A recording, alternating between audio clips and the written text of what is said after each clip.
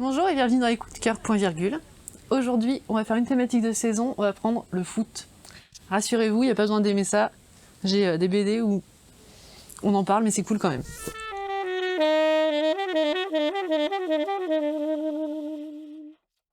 Alors je vais commencer par mon gros coup de cœur, Les Fantômes de Séville. Didier Tronchet au scénario, Anne-Claire et Jérôme Jouvray au dessin. Donc le personnage principal, c'est une espèce d'alter ego totalement irascible de Didier Tronchet. C'est très très drôle.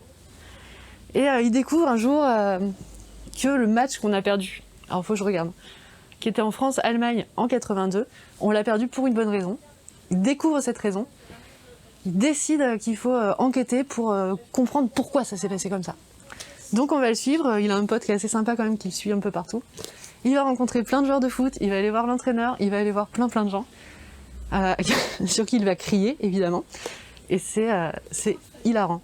Donc, personnellement, j'ai pas de passion pour le foot, mais ça, je l'ai lu en rigolant de bout en bout, et voilà, c'est formidable. Ensuite, je vous propose Croque Park.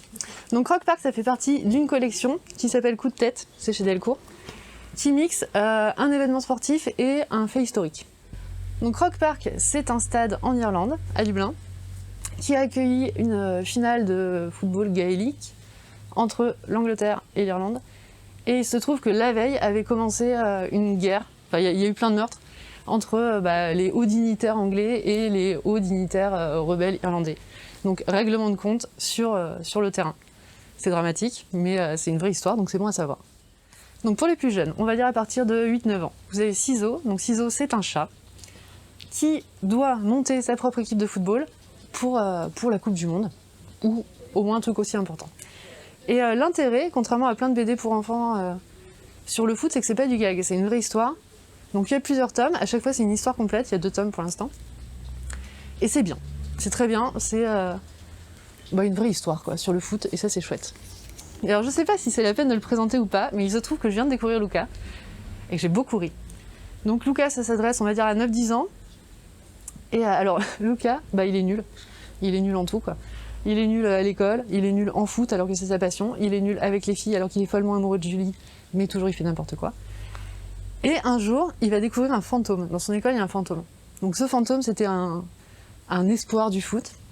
Donc il va l'aider un peu à s'entraîner, à entraîner Lucas, pour l'améliorer. Et donc il y a l'histoire de Lucas, est-ce qu'il va devenir un peu meilleur en foot, et l'histoire du fantôme. Comment il est mort? Qu'est-ce qui s'est passé? Donc ça, c'est très bien aussi.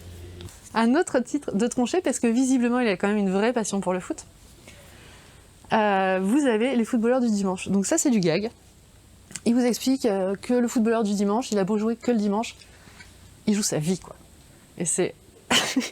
On est un peu sur la même thématique que Les Fantômes de Séville, où le foot, on n'est pas là pour rigoler. On n'est pas là pour s'amuser, on est là pour gagner quoi. Et c'est très très drôle.